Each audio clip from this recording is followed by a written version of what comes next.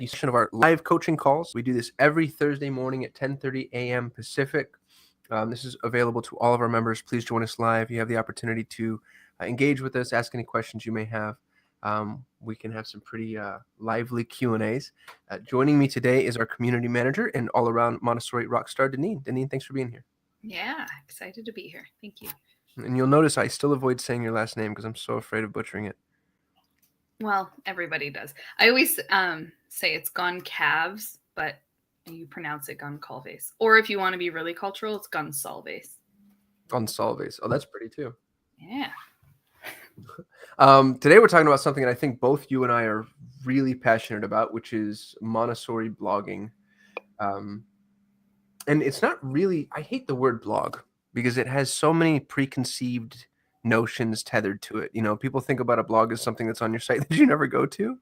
And that's not what we're talking about at all. We're talking about creating content for your school on an ongoing basis. And the blog is just where it's housed. And I'm curious, Deneen, how much blogging did you do as a guide, if any? Were you creating content for the school? No, but I was definitely giving ideas because, you know, every day in the classroom you come up with some really great things that parents need to know. And of course, in conferences as well, a lot of things come up. So I was always passing information on to give ideas. Yeah. Well, do you feel like you were maybe an untapped resource? Is there something that schools can do to cultivate their guides, like those ideas? Should there be a central repository, an ongoing meeting, a Friday kind of brainstorm session, or am I going too far with this?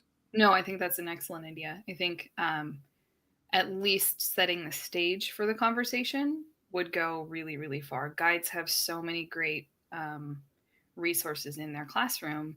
And even, you know, if you're ahead of school observing often, there's even more beyond that. So just carving out time for that, I think would be a great idea.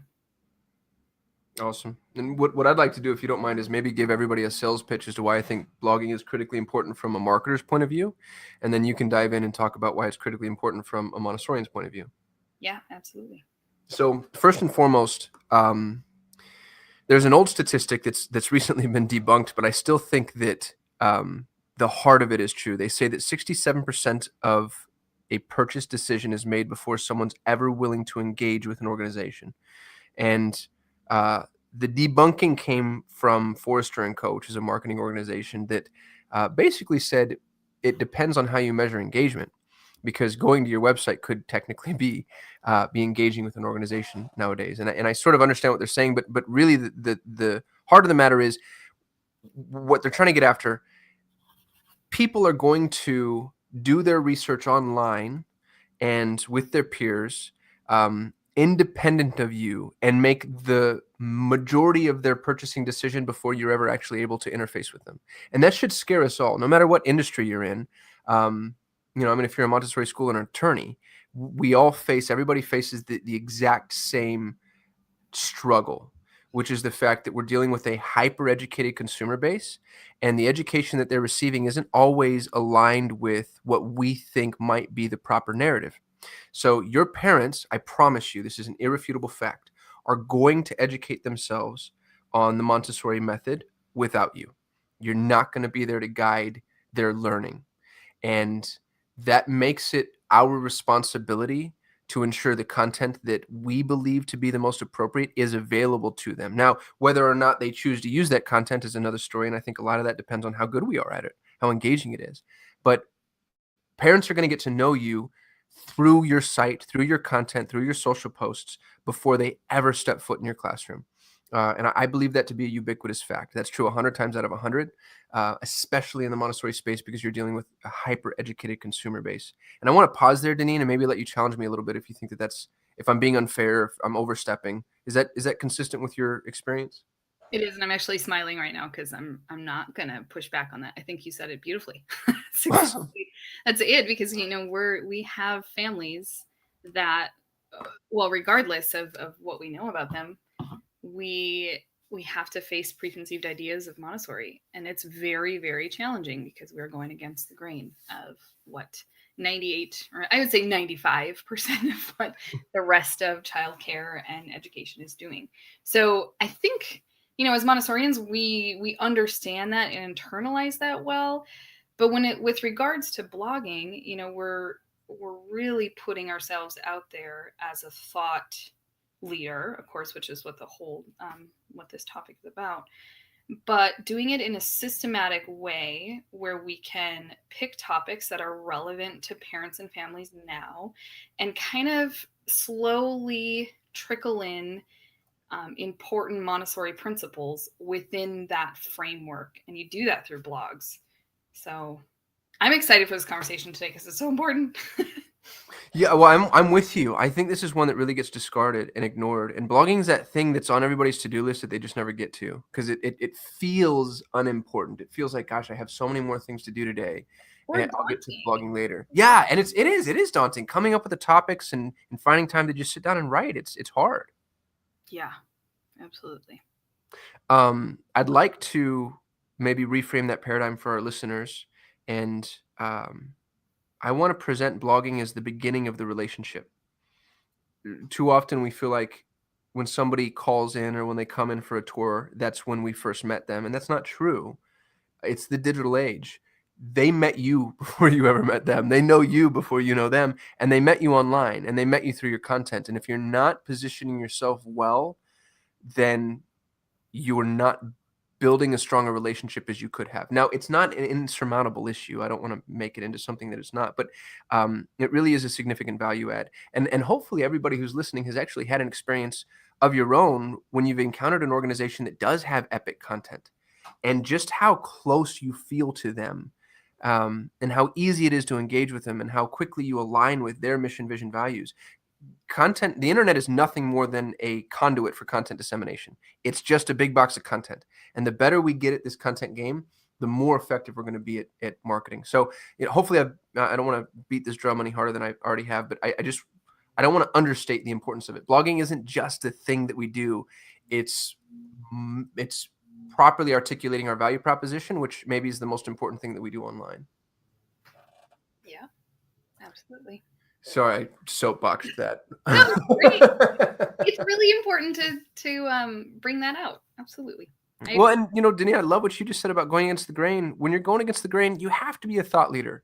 If you're a contrarian who's not a thought leader, you're just a critic because you're not presenting the solution. I mean, we need to present ourselves as, hey, we have a better idea. We have a better methodology. We have a better way of doing things. Not just, oh, well, we're different, and then walk away. Because if you don't tell people how you're different, then you're going to be ignored. So, yeah, I think it's vitally important for every business on the planet, but even more so for Montessori schools. And I won't do it again. Sorry. That's great. Well, and part of that too is that we're seeking out those families that if they didn't hear about us, they wouldn't know to be connected to us. And eventually we get those mission appropriate families that are well groomed when they enroll. Oh gosh, what a great point. It's not even on the slide deck, but I love that you just said that. You're preparing people to work with you. You're managing their expectations. You're letting them know what you require of them. You end up grooming a better prospect when you put valuable content online. Thank you, Deneen, for saying that, because it's something I needed to be reminded of. Yeah, well, and from a guide's perspective, that's the ultimate hope is that you get families in there. It makes conferences so much easier, because then you're not doing parent ed and conferences. You're actually talking about the child. Right. They know. Yeah, very well said. What you're doing, and that's where you're really doing children justice. Is that you all this amazing stuff that's happening in the classroom, you have time to talk about it. You don't have to put all of your energy into why we do what we do, but really how your child is manifesting into the classroom. You skip the sterile questions, the ones that they can answer themselves, and then you get to the questions that are more specific and where you're really providing, person to person value. Right. Well, and I will say, and I don't mean to go too far in a tangent, but that's where relationships are, right? Is that, especially as a guide, you then show parents that their child so well, so much better than anybody else, and maybe even better than them. And then, you have now a 9-year contract with this family. They're going to stay with you forever. and then they're going to try to get you to open up a junior high. That's awesome. I want to talk a little bit about blogging best practices. These can get a little technical. If you have any questions, please feel free to chat in too, because this is one of my favorite topics, and it's something I've been doing for over a decade. So I like to think I'm good at it. We want you to write once a month at an absolute minimum. Twice a month is better, but at least having a once a month crawl rate will help you rank online. And a crawl rate is the interval at which Google decides to check your website. So Google has these automated bots floating around in the ether, and they crawl your site, catalog your content, try to determine where you should rank and why. And what's cool about it is you can actually change your crawl rate. And the more content that you create and the more valuable that content is, the higher your crawl rate will go. So if you create content once a week and Google sees, wow, these guys are creating, or this school is creating content on a weekly basis, then it will up your crawl rate to a weekly basis. But you at least want your crawl rate to be once a month. Some people think that's the Google standard. That's not been my experience. You need to create content once a month in order for your crawl rate to be once a month. So make sure you're creating content once a month to at least get Google to continue to come back to your site and identify you as a potential value provider for some of the searches. Did that make sense, Deneen? Was that well explained? Sorry, I had to step up for just a second. Can you ask that again? Yeah, I was just asking if I explained crawl rate well, or if I needed to dive into more detail. Oh, shoot. I don't know. I'm sorry. No, that's perfectly fine. Yeah. And the other thing that I'd like people to do is be able to write as a person, not a school. So because content marketing and digital marketing is relationship building, you want to make sure that you're approaching people as a person. It's really hard. It's really hard to build a relationship with an entity, with a brand. It's possible, but it's difficult. But if you write as the head of school or the director of admissions, or even as a guide, people begin to get to know you and understand you, your tone, your voice, your personality, your humor. And that's, I think, the best way to approach content creation. You also want to be very direct. We get really flowery in blogs, is my opinion. I feel like, especially for newbies, when you start, it everybody starts trying to write the great American novel, and blogging needs to be much more linear in construct. If you're going to answer a question, answer it right away, and clearly state the question and then dive right in. Anecdotes and narratives and allegories, those are all great, and I understand the power of story, but you want to make sure that you don't belabor the point, because people have short attention spans. And so, if you are going to tell a story, get to the story quickly. Try not to muddy up your blogs with too much in the way of introductory context. Have a personality. We get really scared. We want to appeal to everybody, and you can't do that because your school doesn't appeal to everybody. Not everybody is mission appropriate, and that's perfectly fine. The same thing is true with your content. You're not going to make everybody happy. You're not going to make everybody laugh. You're not going to interest everybody. That's okay. But what you can do is bore everyone. That's the one thing you can do, is make sure that you bore everybody to death with generic, personalized or non-personalized content. So what I'd strongly recommend is insert a personality, make it your own, really let yourself shine, and have really strong opinions on things. That's okay. It's okay to repel people with your content. All you're doing is saving yourself time on a bad tour from someone that's not going to be mission appropriate anyway. So, if you have an opinion or a stance that is contrarian, go ahead and be loud and proud about it, because that's who you are, and that's how you build a relationship. Is you start with honesty with whoever it is that you're working with. Can I interrupt you right there, Qasim? Yeah, please, and thank you. I love that you said, because I think as Montessorians we tend to not do that well. So really claiming the quality programs that we have and how they're so different and how they really truly respect the child. I think that's so important, especially now, where we've got so many different styles and so many different ways of being with children. I think now is truly the time for us to speak up and stand by exactly what Maria Montessori said many, many years ago. Yeah, I love that. And her writing is very controversial. She doesn't glaze over things. She's not I mean, she's kind, of course, but she's not soft in her indictments of methodology she doesn't agree with. Not at all. Well, I would say almost her whole life is controversial, right? Like she was a woman who was not supposed to study, and she did.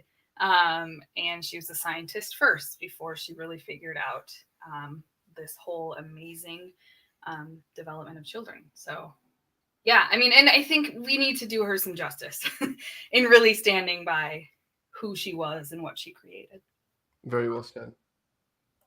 I sent some T-shirts being printed.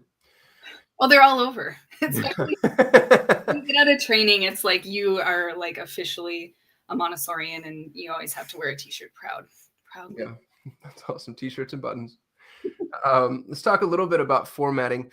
I think this is really important because there are gold standards that have been set, and we have some subconscious psychological preconditions that we abide by that we're not even necessarily cognizant of. And there's a lot of data to support what a good blog looks like versus what a bad blog looks like.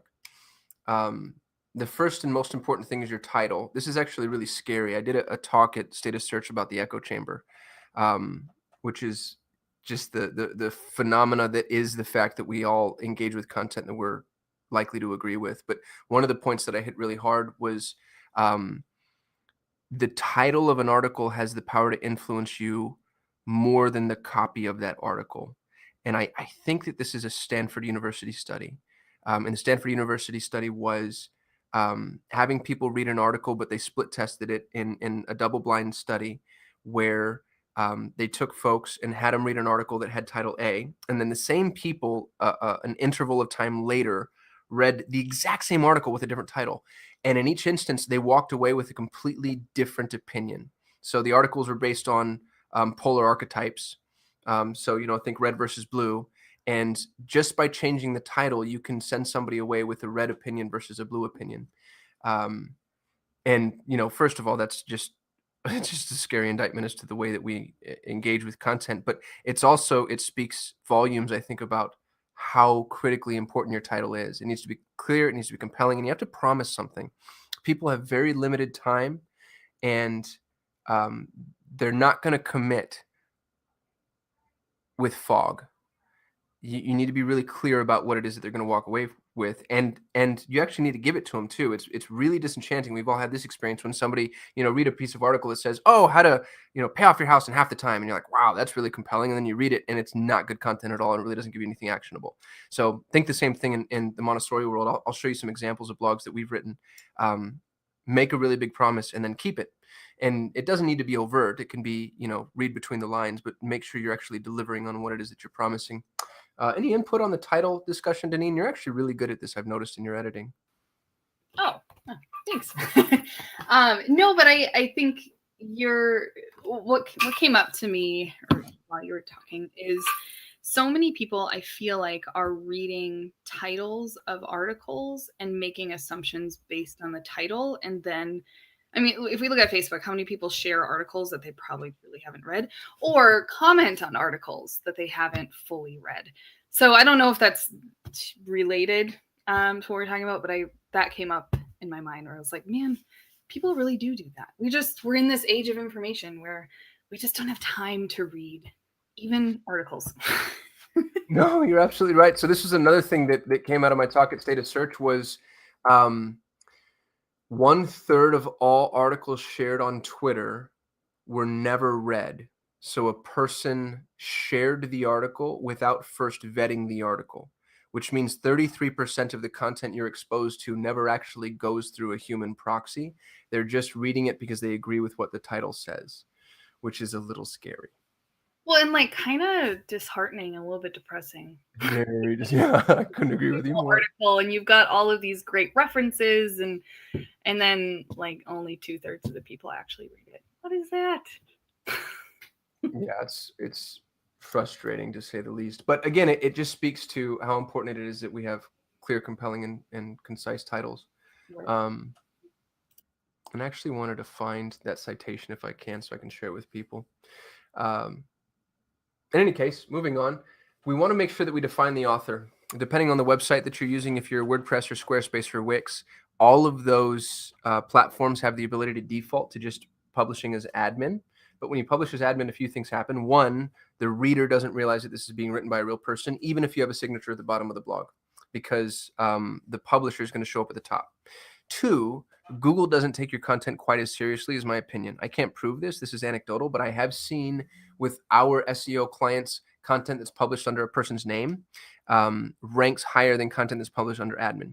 And to support that, Google, when they were pushing Google Plus for a really long time, used to have you connect your author profile with your Google Plus profile. So they have already stated that they're interested in content written by individuals over content written by networks. So make sure you're defining an author.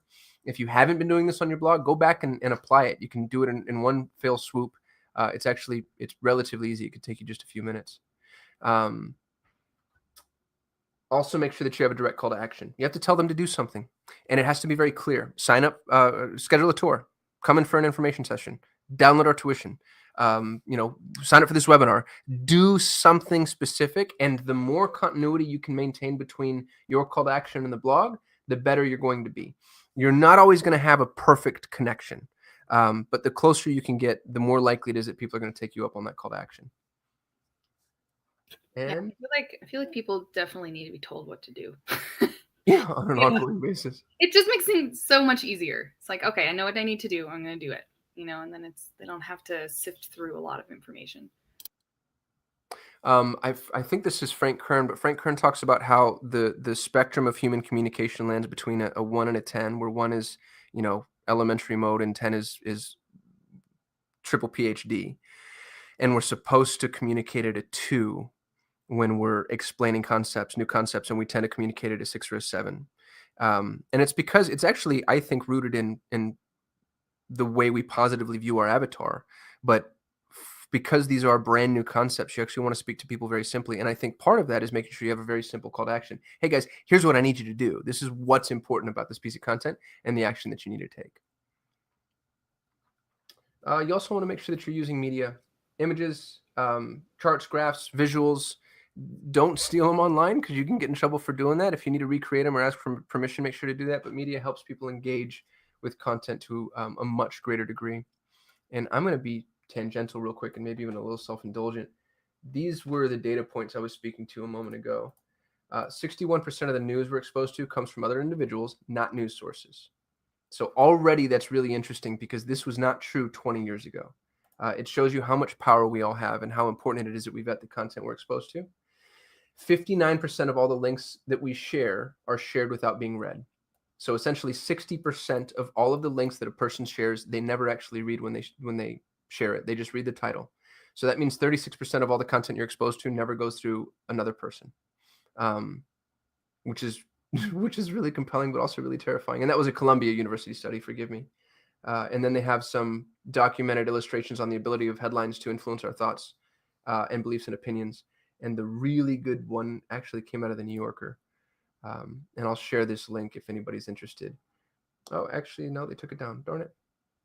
Anyway, I don't know if that's helpful or not, but again, it was self-indulgent. Forgive me, guys. Camille's got a question. I'm sorry. Camille, sorry, you asked that a few minutes ago. What if we're publishing the Needle blog articles? I think that's probably the best thing you can do. And of course, I'm partial. The Needle blog articles are not going to help you from an SEO perspective, in as much as Google wants to see unique content, because that content is copied. However, copied content no longer penalizes you. The only negative to it now is the fact that your ratio of unique content to copy content won't be as high. But you can list those blogs as no follows, which is really easy to do in WordPress, and that resolves that issue. And Camille followed up and said, with respect to authorship, that's actually perfectly fine. So Google ranks your site in multiple, I'm going to call it universes, in multiple like fields. So it's ranking your site against other sites. And in respect to authorship, you're not going to receive any authorship credit on copied content. So it's just a null value. However, it's also ranking your site within your own site as a microcosm. And so it's going to look at content that's published by you versus content that's published by somebody else versus content that's published just by the admin. And you publishing content under your name is a ranking signal to Google that you're taking ownership over this content. And so Google should make that content more relevant as far as your site is concerned. The other thing that's really interesting, and I'm about to dive a little bit deeper, and forgive me if I get too tangential. I have a friend, his name's Trevor. He owns a website builder specifically for real estate investors. He has, I think, 8,000 clients now. So there's 8,000 clients on his website builder around the United States and Canada. And what he has noticed is when they use duplicate content, what we have heard from every SEO specialist we've ever engaged with is that you're not going to rank for duplicate content. But what Trevor has noticed is he ranks on a geo-specific basis. So if he publishes a blog in St. Louis and the same blog goes live in Phoenix, the person who published the blog in St. Louis will rank inside of St. Louis, and the person who published the blog in Phoenix will rank inside of Phoenix. And that's really interesting because it's contrary to what Google tells us, but Google lies to us all the time because they're actively trying to get us not to reverse engineer their system. So in theory, and I would never put this in writing and I'd never make any promises, but in theory, using duplicate content can actually still help you on a localized level from a ranking perspective. So I think using needle content is advisable. I think it could potentially help you rank, and you still want to make sure that you're assigning yourself as an author because that's a ranking signal about you and your content, not just the content within the realm of the overarching, repository that is the internet. Was that an okay answer, Camille? Did I dance circles around that, or did I do an okay job? And Deneen, I think I might ask you the same thing. You'll be my interpreter. Yeah, no, I think it's you're adding a lot of really great points and great research, which I think is important as we think about this. But you can also use the Needle blog articles, temporarily just to get an idea of what regular blog content looks like. And then, start to create your content schedule that we talked about last week. And then, really start to create your own stuff. I think, what we have an awesome content writer who's a Montessorian and truly knows her stuff. And so you can continue to use it. But I think if you, change it to your school, that's a good start, our launching point. Yeah. Well, and I love what you just said too. I think our blog should be heavily customized. Not every school is the same. And that's doubly true for Montessori schools. So please feel free to chop them up, make them your own. We'll say things you disagree with. I hope we do. I hope that we're bold enough to create content that you disagree with. I hope that happens. And I don't mean for that to sound combative. I mean that means we're doing our job. We're actually creating content that is important enough to trigger an emotional response.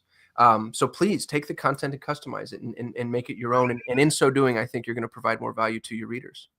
And that's coming up in November, by the way. I'm editing the content right now. And so there might be some interesting topics coming. Yeah, I can't wait for that. Didn't Christy submit one that she was worried about? She actually emailed us first and said, hey, is this okay? Yes. And we're both like, this is awesome. Yeah. So just, I don't know, a little teaser trailer for the content that's coming out in a few days. Be ready. Backing to blogging format. People are going to skim. This is a proven statistical fact. There are tools that we use now. My favorite is True Conversion, and they actually record your session on the screen. So be afraid because people are watching you. As you're on the website, I can see what you're looking at, where you're scrolling, where your cursor is, and it builds heat maps. And what we have found is people are going to scroll when they land on a blog page. They start from the top. They scroll all the way down and skim it first, and then they go back up and begin to read, assuming that they actually decide to read. What they might do is start from the top and scroll and then bounce is what we call it, but that really just means leave. So they start from the top, skim it, scroll all the way down quickly. You might have noticed this in your own browsing pattern too.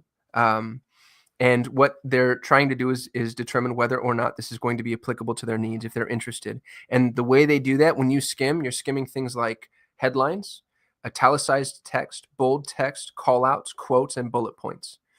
The things that you skim are not big blocks of text. Now, sometimes you'll identify words that are pertinent or important to you.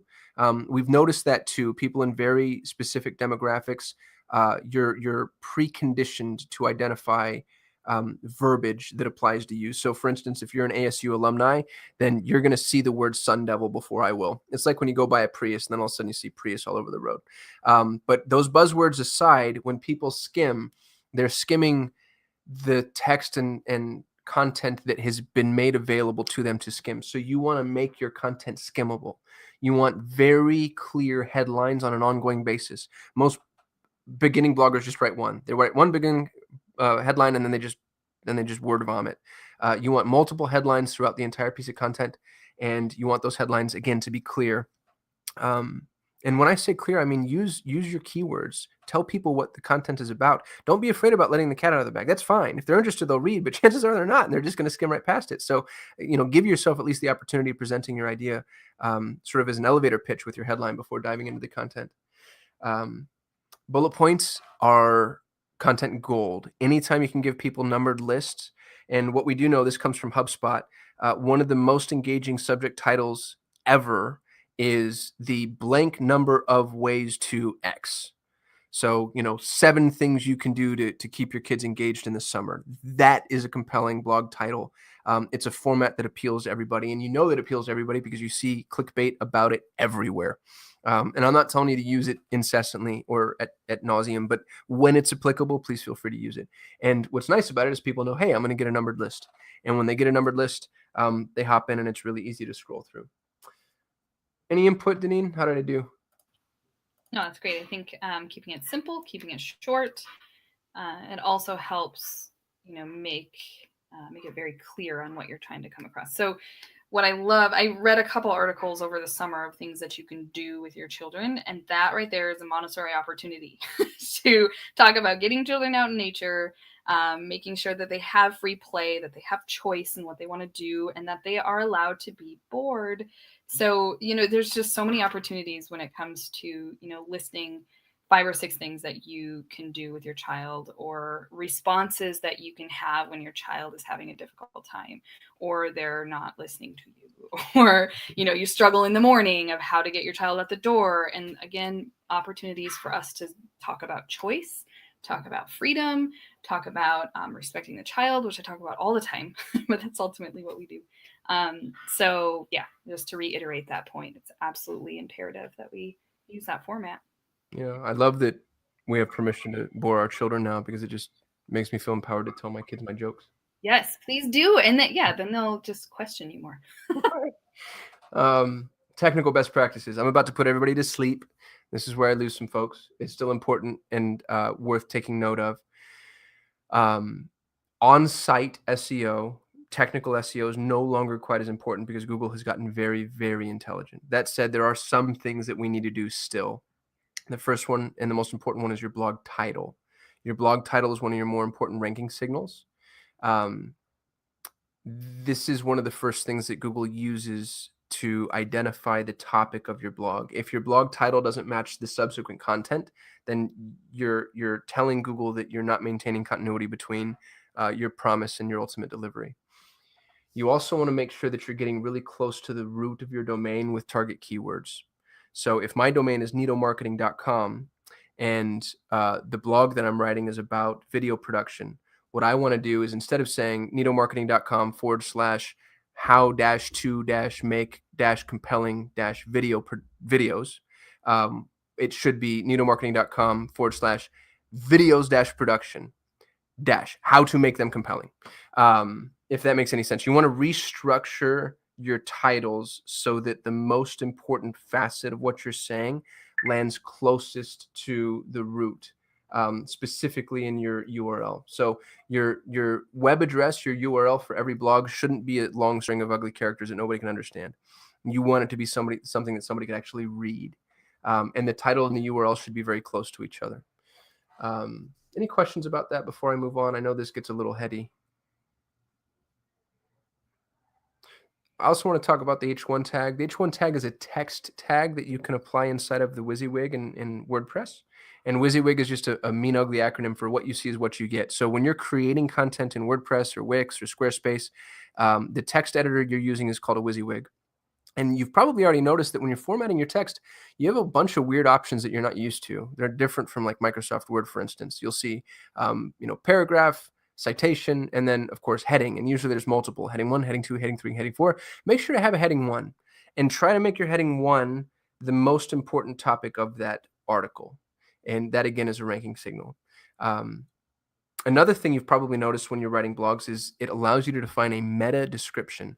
Now, meta descriptions, according to Google, and this comes from Matt Cutts, who used to run Google's anti-spam team, but meta descriptions are no longer taken into consideration as direct ranking signals. However, Google does use your meta description as the snippet of copy that it delivers when somebody searches a keyword. So if somebody searches for Montessori school near me, you've noticed that there's this small paragraph of information that appears beneath your listing when you show up. That paragraph of information, Google can draw that from your page randomly, or if your meta description is good, they'll deliver it from your meta description. And you actually want them to use your meta description because that means you're defining the content people see instead of Google pulling whatever content on their page they choose to at random. We also want to use inline links. You want to link to exterior resources. I know that's counterintuitive because you're losing traffic and you're sending people away from your site. But what you're telling Google is, hey, I'm a thought leader and I'm providing value and I'm sending people to informative resources that I think are pertinent to this topic. You're also giving those resources link juice. So there's a nice form of reciprocity you'll see happen where those resources are more likely to link back to you. And even more than that, you want to interlink between your own site. So if you have an amazing blog on Montessori math, and then a few months later, you write a reading list and it happens to mention Montessori math casually, make sure to say, oh, and by the way, we have a really awesome blog on Montessori math, and link the words Montessori math back to your original blog. And what this does is it's a way to begin to canonize your content.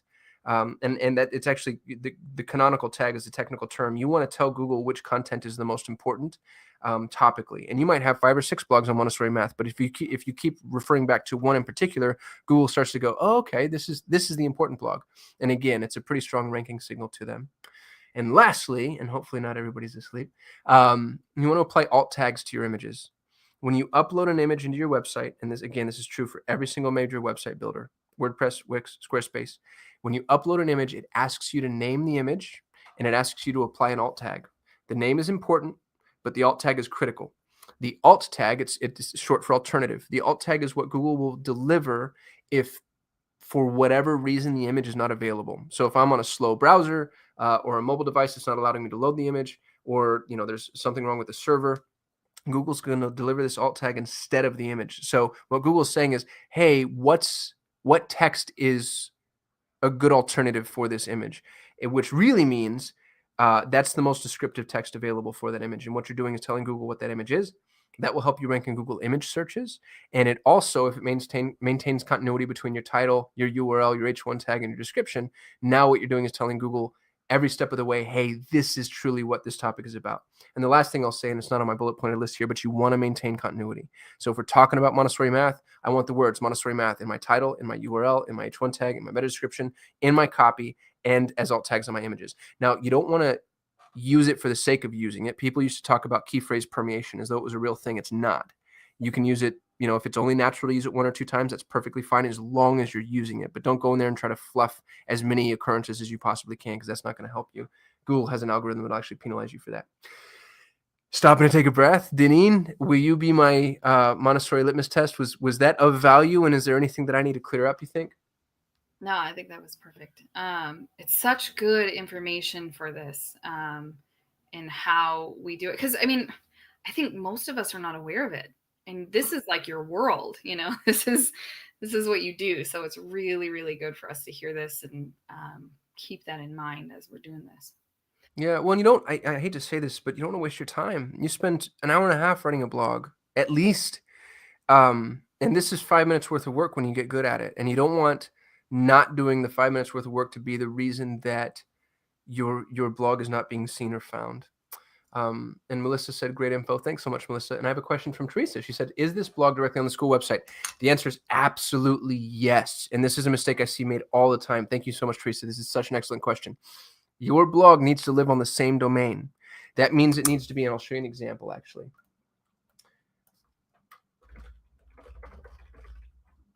We would want your blog to be nitomarketing.com/blog. This is the root domain, and this is a subdirectory. So the blog now lives on the same domain. What you don't want to see is blog.nitomarketing.com. This is technically a different domain name than needlemarketing.com. The blog dot turns this into, it's called a C name. And the C name is ranked independently of this domain name. So we actually have a C name with Nido. It's help dot. And if you ever need help from Nido Marketing and you're curious about, some of the frequently asked questions, you can go to help.nidomarketing.com. What's really interesting about it, though, is this site is ranked independent of our normal Nido Marketing site. Google ranks sites according to domain authority.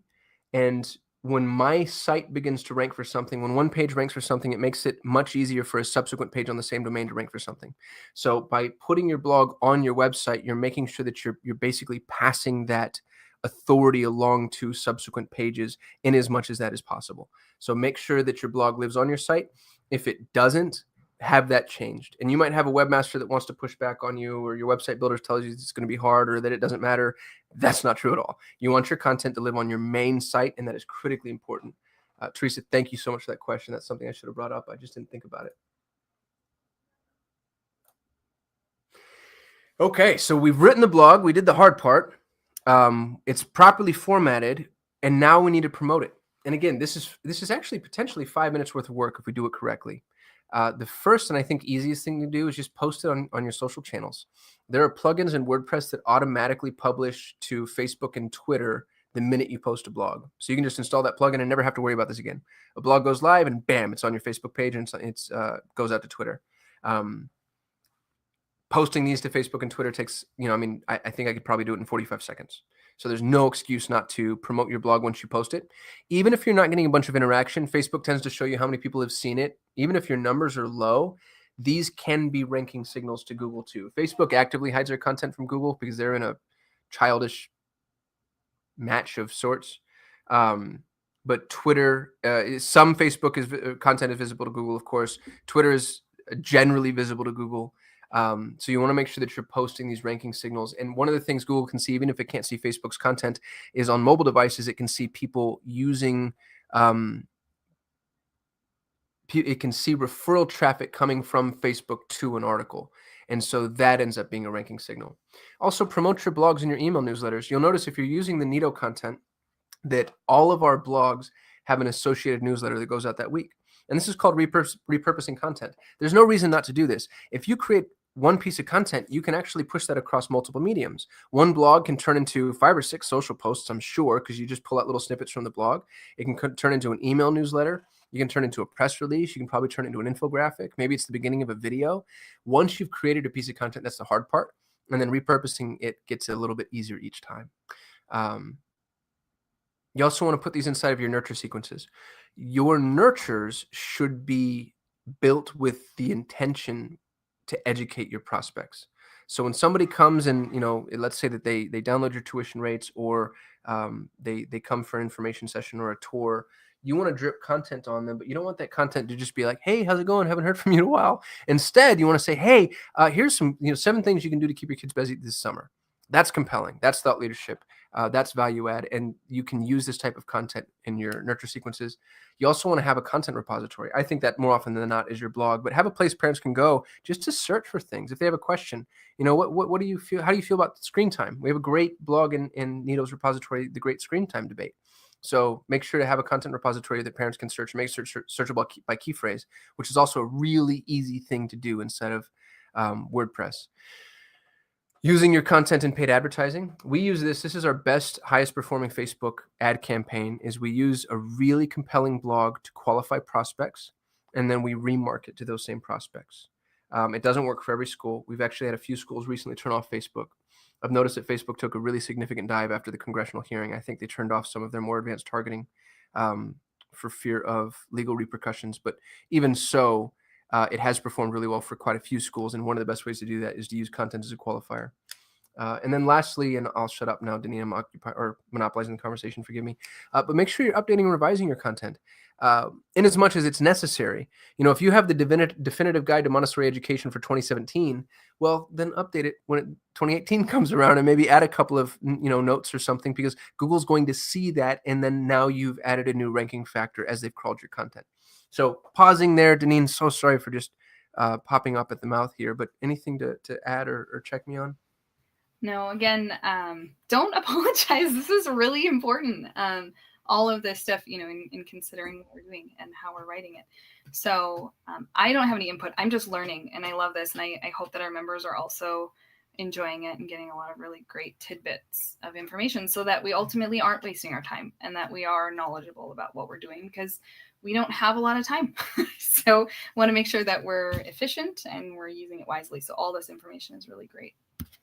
Awesome. Thank you for that. And I'd love for our members, for those of us that are live right now, we've actually got a nice little attendee base, which is great. This makes me really happy to see. If you have any questions, please let me know, because we have some time and I'd love the opportunity to help answer them. While we're waiting for you to type those in, I'll just go over some of the frequently asked questions I've had in the past. We already talked about duplicate content, so I'll glaze over that one. But content saturation is something that I see that we have to contend with a lot. You might say to yourself, hey, somebody's already answered this question. Somebody's already, spoken to the 3-year cycle. So why do I need to create content, or why should I create content if the answer is already out there? And my response to that is, well, it's not on your site. You want the answer to be articulated in your terms, in your voice, contextualized for your school specifically, and you want it to live on your site. Because if somebody's going to answer that question for themselves, it's much better for the answer to come from you, even if you feel like it's a rehashing of somebody else's answer. I'm going to get in trouble for saying this, but the internet is where people go to steal ideas. That's part of the point of it, I think. And I forgot who the quote comes from. Deneen, maybe you know, but something to the effect of creative or art is just creatively stealing from the right people. Something, I'll figure out what it really is. But it's okay to be inspired by, let's say, competitors and other schools. I'm not telling you to copy and paste their content. Don't do that. That's thievery. What I am saying, though, is feel free to find topics that you feel are important and then rewrite them for your school. There is no such thing as content saturation, because every market is different. Every school is different. Every parent is different. And you could give the exact same answer as the school 2 miles down the road from you, but the way you phrase it resonates. So don't allow that to stop you. The best blogging platform right now is WordPress. It's the cleanest and most transparent. You don't have to use WordPress if you don't want to. I've actually been kind of impressed with Squarespace recently. They go down a lot, which we've noticed because we do uptime monitoring, but it's got a pretty cool little web builder, and it appears to be transparent enough to be found. I think Wix is adequate as long as you have a responsive version, but just make sure you're using something that is optimizable. And the way to check that is go look at the last slide that I provided and see if you can actually do those things. Define a title tag, define your URL, add an H1 tag, alt tags on your image, and meta description. If you can do those, then you probably have a pretty good blogging platform. The last question I get often is, should I allow guest blogs? You may or may not, depending on how much visibility you have, be getting these emails from people saying, hey, I'd love to contribute a blog to your site. I ignore those because they tend not to be relevant to me. The ones that I pay attention to are people that have very specific topics. And when I go look at their site, I can tell that they actually have some domain authority. And the only way to do that is just search for their name and see if it looks scammy, if they have some visibility, if they have comments on their blogs. If it looks like a scam, it probably is. But I tend to ignore guest blogs unless I have a direct relationship with the person.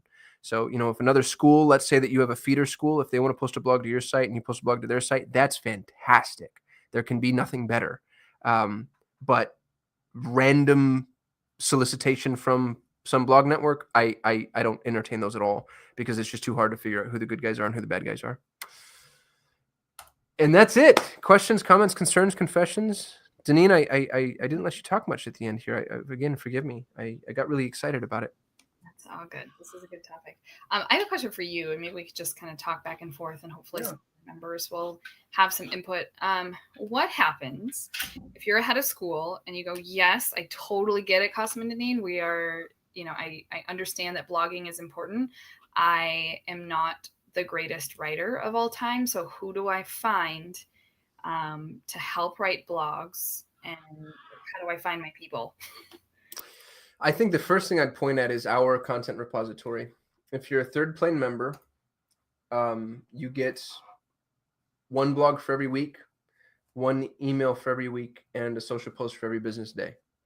And now, even if you're not a good writer, I imagine if you're ahead of school, you're probably a great editor. and you get to just make changes. If that's not financially viable, I think the next thing that I would do is try to find either an internal resource like a guide or an assistant, um, a past resource, maybe a retired Montessorian, but somebody that can write on your behalf and work out an ongoing engagement with them. And those engagements, I think, in some instances can be really mutually beneficial. If you have somebody that, let's say, they do private tutoring and you don't mind them marketing to um, your parents, well, that's a free way to get content. And I've seen that happen in the past. Um, Not with a Montessori school specifically, but it was with a private school. They had a tutor who was going after the exact same demographic of kids. And so they wrote 2 blogs a month and the school got, free blogger and the blogger got free exposure, and it worked out for both of them. So I do think that there are ways for, kind of synergistic, mutually beneficial relationships if you can't afford to pay somebody to write on your behalf or to write yourself. One last comment on that is it's really easy to get um, transcription done. So if you don't have time to blog, but you're really good at just coming up with ideas, record a video or an audio file, and then go hit Fiverr and pay some college kid $5 to transcribe it for you, or 10 or 15, but if you're paying $10 for a blog, I think that's a pretty good deal. And it's your content, your thought leadership. They're just putting it down on paper and then formatting it for you. So I've seen that done with some success too. That's a great idea. Huh. I love that. And you can also reach out to like pediatricians, although they're super busy, but ones that kind of midwives, doulas, nutritionists. Yeah, I mean, anybody that you think would be relevant to your base. Oh my goodness. Everybody. Yes. Everybody. Yeah. Any other questions from our members? We've got about 9 minutes scheduled. We don't have to use them, but I'm happy to. This is kind of my favorite time of the week too, so. Teresa says, is there an easy way to make the blog into a newsletter? We use MailChimp, but it looks like we would need to do both. This is such a great question. I have tried to do this in the past and failed. WordPress does have plugins that will send your blogs as a newsletter. The problem there, it's a technical problem. Your email newsletter ends up coming directly from your web address. The IP address that your website is hosted on is the delivery mechanism, and you don't want that. And you don't want that because if anybody hits the spam button for whatever reason, they're now flagging your website in addition to your email service provider, because your website is your email service provider. So you want to use an email marketing tool like MailChimp, for instance. And MailChimp does not have a really good connection between WordPress. It does have HTML intake abilities, but they're flawed at best. So right now what we do is just a natural copy and paste. I have one Word document. That Word document has the blog formatted the way I want. I copy and paste that into WordPress, and then I copy and paste that into MailChimp. That way the formatting stays intact for both repositories. If you try to copy a blog from WordPress over to MailChimp, the formatting gets really wonky. And Marnie says, I think HubSpot kind of does this. This is what our newsletters went out in up until this fall. MailChimp is so much more user-friendly. Yeah, HubSpot is amazing. I have a few clients on HubSpot. The problem with HubSpot is it's, for it really to work, I think their website CMS is $300 a month. Their marketing package is $800 a month. So, it's $1,000+ a month before you really have a functional utility. So I think HubSpot's unbelievable. And it does do a lot of really cool ninja stuff like this. And Marnie, actually, to your point, HubSpot will also automatically post to your social profiles too, with really like awesome hashtags, and it'll measure engagement, but it's just, I think it can be cost prohibitive for schools. And it's not very easy to use. It's a big, heavy engine. It's like a jet. Yeah. And that Marnie just typed that in as I was saying it, but it's hard to use for the typical person. It really is. You have to kind of go to school to learn HubSpot. MailChimp, I think, is so user-friendly. I'm so impressed with them. And it's free to use for up to 2,000 users. That blows me away. I don't know how they can afford to do that because, most of us might never have a list that exceeds that size since parents are constantly churning out. You could use MailChimp for free forever. And then when you start to pay for it, it's really cost effective. It's, $5, $10, $15 a month. I know every little bit adds up, but I just think the value they provide is really significant compared to what they charge. So I like MailChimp. And to answer your question, Teresa, I haven't found a good way to repurpose blogs into newsletters. I just copy and paste.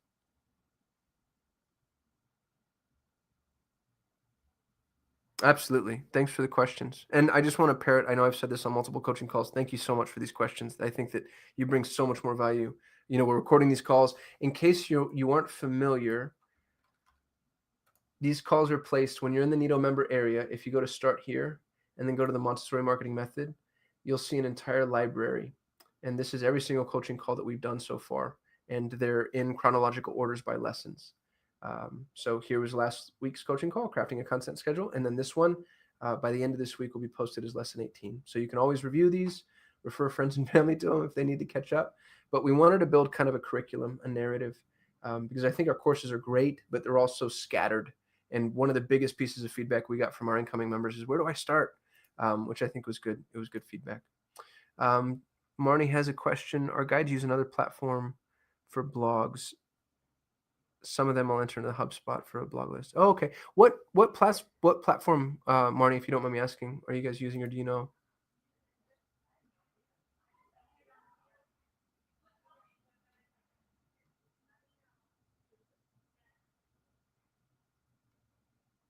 And while I'm waiting for Marnie, let me know if anybody else has any questions. Oh, school queues isn't working as we hoped.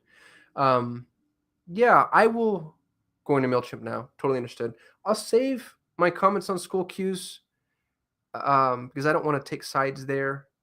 But it's interesting to hear you say that. I think I've heard. I think I'm just going to stop talking. Actually, forgive me. I just don't want to. I don't want to be a mudslinger at all. But I'm struggling between providing everybody with our honest feedback. I've never used it. Is I guess as much as I can say. And then Camille says, we email our blogs automatically from Squarespace through MailChimp using Zapier. That is brilliant. Camille, you're such a rock star. You should do one of the coaching calls. We should get Camille up here just to do her, like all of her ninja tricks, because she always outsmarts me. Yeah, I'm kind of only half kidding, Camille. If you ever wanted to do a call with us and just go over all the cool stuff you do, I think our members would love that, because you're really in the thick of it. That would be so neat, actually, to have our members join us live, just and on specific topics. That'd be so cool. I would love to do that. Yeah, Camille. Well, I'm going to email you offline and see if you're receptive. No pressure. But what Camille said, just to rehash, is she uses Squarespace, which is their website provider, and then using this tool called Zapier, which I believe is free. I pay for it, but that's because we have a ton of Zaps. But I think the basic version of Zapier is free. Yeah, Camille's saying it's free. So she uses Zapier to push into her content into MailChimp. And Zapier is so cool. I'll show you how easy it is to use. So here's what Camille's doing. Let's see if I can set one up. Zapier just connects different applications. So here's step one, and it's asking me to choose the application I want. And we're using Squarespace. So I'll choose Squarespace. It's going to tell me what the trigger is going to be. So I say a new form submission. And it doesn't look like I have all necessarily all the triggers available to me that are optioned into Squarespace. But what I do here is I would connect my account, and then I would add a step. And then that step can be another application. So what Camille's done is she's done MailChimp. And so we're telling Zapier, anytime this action happens inside of Squarespace, do this subsequent action in MailChimp. Super easy to set up, very reliable. I've got over 100 Zaps built. Our entire Nido onboarding is built inside of Zapier, and you can really automate a lot of things and processes. I think we have a course on Zapier. Watch me be a liar. We don't, but we should. Oh my goodness. That's the next course. We're going to build a course on Zapier for our members. And Camille, once again, thank you so much for that. You're an absolute rock star. Really appreciate that input. And we've got 2 more minutes. Oh, Teresa says, mind blown. Thanks. That's awesome. Yeah, I need to create a Zapier course. I can't believe we don't already have that. There's a little egg on my face. That's a good timing. Yeah, I'm making a note. Everyone who shows up live, thank you so much. If you're watching the recording, would love to see you here live. We do this every Thursday at 10:30 a.m. Pacific, which I believe is 1:30 p.m. Eastern. And we will continue to do it until we run out of things to say, which will be never, I can promise you. Thanks for being a Nido member and for trusting us. Deneen, thanks for your time today. I know you're on little guy duty, so Thanks for splitting that with us. Yeah, absolutely. He's enjoying the conversation. Sorry about that. Babies in the background. No, I say bravo to you. I mean, the fact that you're still here, I think is fantastic. So I appreciate that. I know it's tough. It's all good. It's good stuff. We will talk to everybody next week. All right. Take care, everyone. All righty, bye.